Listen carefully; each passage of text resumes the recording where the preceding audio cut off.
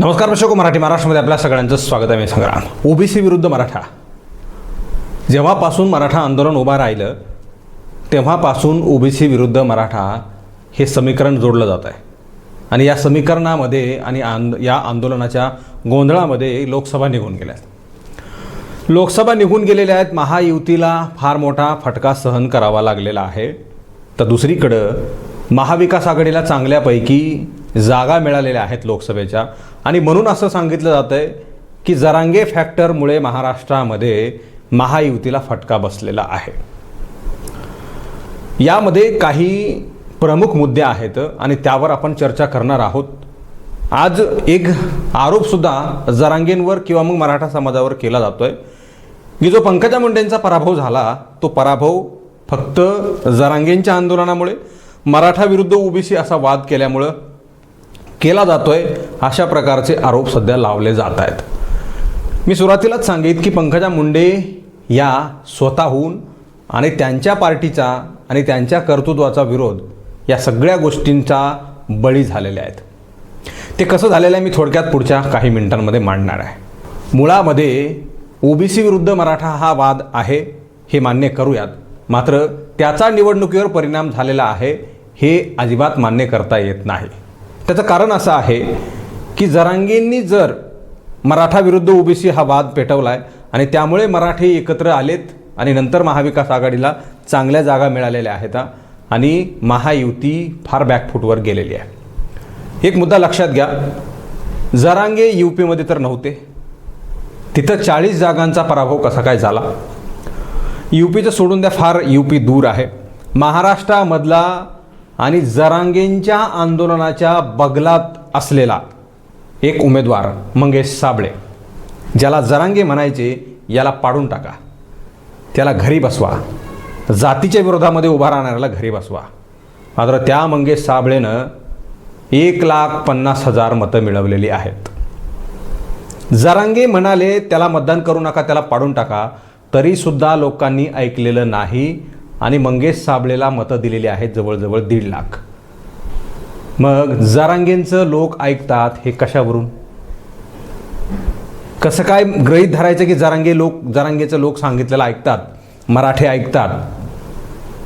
यूपीचं सोडून दिलं आपण आंदोलनाच्या बगलामध्ये आणि जरांगेंनी सांगितल्यानंतर सुद्धा 1.5 लाख मतं मंगेश साबळेसारख्या माणसाला लोकांनी दिलेली आहेत, मराठ्यांनी दिलेली आहेत. मग या सगळ्या गोष्टींना कसा काय फॅक्टर महाविकास आघाडीच्या फायदेशीर ठरला आणि महायुतीला तोट्याचा ठरला आहे? अजिबात नाही. ओबीसी विरुद्ध मराठा वाद आहेच, मात्र त्याचा राजकीय परिवर्तनासाठी किंवा मग राजकीय परिणाम झालेला आहे असं मी मान्य करत नाही आणि मला वाटतं तज्ज्ञसुद्धा मान्य करत नाहीत. या सगळ्या गोष्टींची फार मोठ्या प्रमाणावर चर्चा केली जाते आणि जरांगे फार छाती फुगून आहेत, मी याला पाडून टाकेन त्याला पाडून टाकेन, ते शक्य नसतं. पंकजा मुंडे यांच्या बाबतीमध्ये जर बोलायचं झालं तर पंकजा मुंडेंकडे मोठ्या मातब्बर नेत्यांची फळी होती. अमरसिंह पंडित होते, सुरेश धस होते, प्रकाश सोळंके होते, इकडं राजेंद्र मस्के होते, कुंडलिक खांडे होते, बरेचसे मराठा नेते होते. आणि ते पायाला बेंगरी लावून पंकजा मुंडे यांना कसं निवडून आणता येईल आणि त्यांना निवडून आणल्यानंतर कशा प्रकारची आपली सगळी कामं चालतील, काय विधानसभेची गणितं आहेत ते बदलतील आणि आपण सुद्धा आमदार होऊ, या मोठ्या आशेपोटी त्यांनी समाजामध्ये जाऊन हात जोडले लोकांना. लोक गावात येऊ देत नव्हते, मात्र हात जोडले. अशी परिस्थिती असताना पंकजा मुंडे पराभूत झाल्या. आता पंकजा मुंडेंचं कालच्या स्टेटमेंटमध्ये म्हणणं होतं की मी 3,000 हरले हो, 3,000 मतं पडली असते तर मला मी निवडून आले असते आणि मग मात्र कोणाला तरी हिरो मला होऊ द्यायचं नव्हतं आणि म्हणून मी पडले, असं त्यांचं म्हणणं होतं.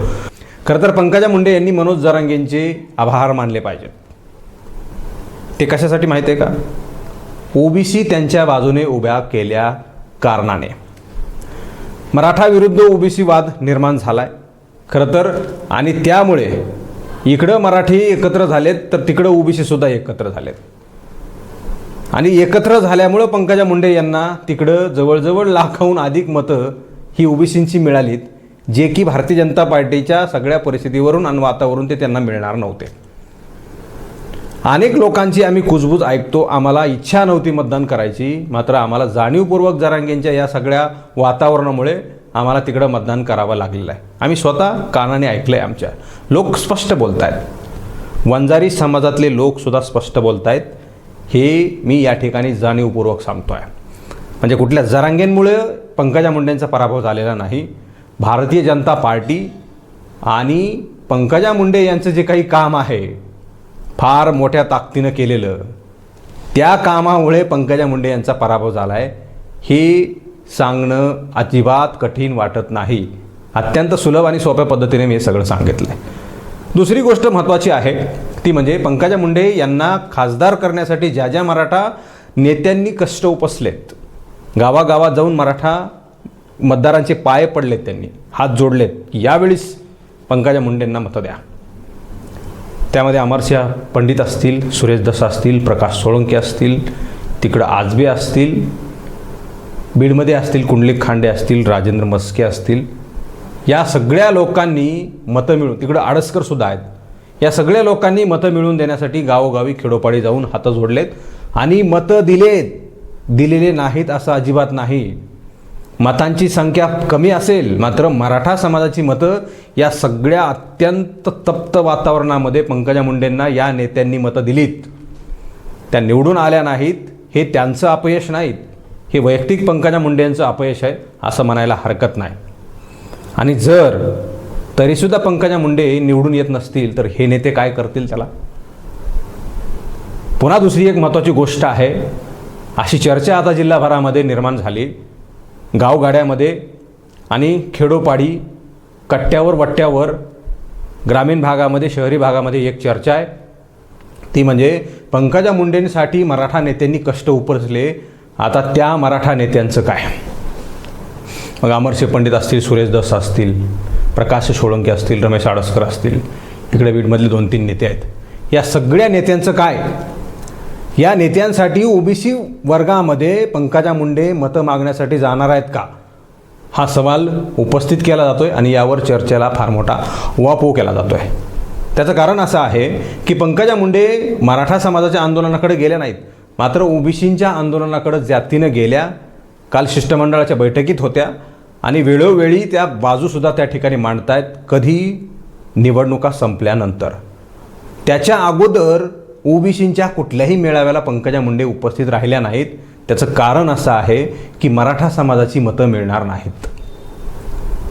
निवडणुकीच्या अगोदर ओबीसींच्या कुठल्याही मेळाव्याला हजर राहिल्या नाहीत, मात्र निवडणुका संपल्या, निवडणुकीमध्ये त्या हारल्या की पुन्हा एकदा ओबीसींच्या मंचावर जाऊन भाषणं ठोकायला रिकामे.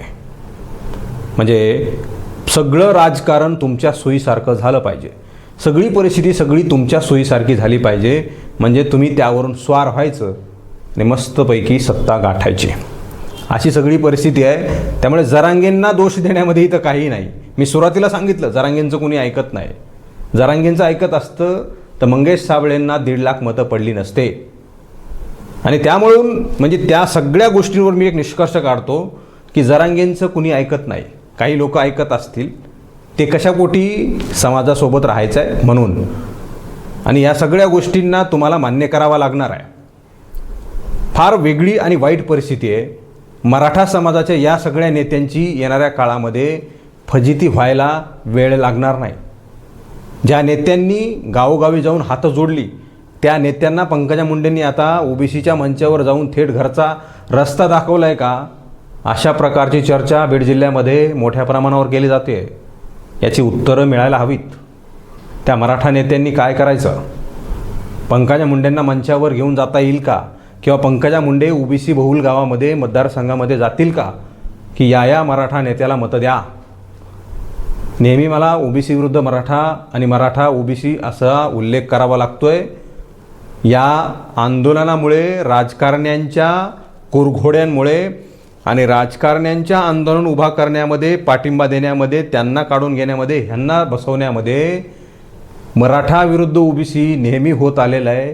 हे मी नव्यानं सांगायची गरज नाही. आणि म्हणून मला इथं म्हणजे न राहून, इच्छा नसताना, कुठल्याही प्रकारची काहीही गरज नसताना मला या ठिकाणी ओबीसी विरुद्ध मराठा आणि मराठा ओबीसी असा शब्दप्रयोग करावा लागतोय. त्याबद्दल मी सगळ्या समाजाचा दिलगीर आहे.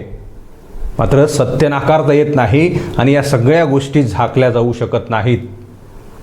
जरांगे तिकडं हाके मराठा ओबीसी विधानसभेपर्यंत राहणार आहेत आणि तसेच राहणार आहेत. मात्र याचे परिणाम कुठल्या एखाद्या जरांगेंना सुद्धा भोगावे लागू शकतात, कुठल्या एखाद्या हाकेंना सुद्धा भोगावे लागू शकतात, कुठल्या एखाद्या नेत्याला सुद्धा भोगावे लागू शकतात, कुठल्या एखाद्या पक्षाला सुद्धा भोगावे लागू शकतात. आणि मला वाटतं त्याचे परिणाम सामान्य जनता तर गेल्या वर्षभरापासून भोगत आहे, नव्हे तर मागच्या 5 वर्षांपासून ह्या सगळ्या गोष्टींची सगळी लोकांना सवय झाली. मात्र तो त्रास गेल्या 5 वर्षांपासून इथल्या महाराष्ट्रातली जनता सहन करते, हे अत्यंत दुर्दैवी आहे.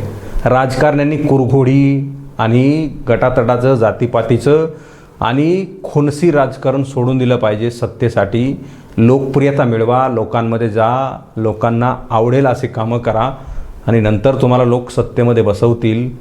या सगळ्या गोष्टी फार महत्त्वपूर्ण आहेत, याकडे लक्ष दिलं पाहिजे. याला दम देऊन त्याला दम देऊन यंत्रणा हातात घेऊन कोणावर कारवाई करून खोटे गुन्हे दाखल करून कार्यकर्ते पुढे करून काहीही होत नसतं. भले एखादा माणूस संपेल, मात्र तुम्हालाही संपायला वेळ लागणार नाही. एवढंच. धन्यवाद.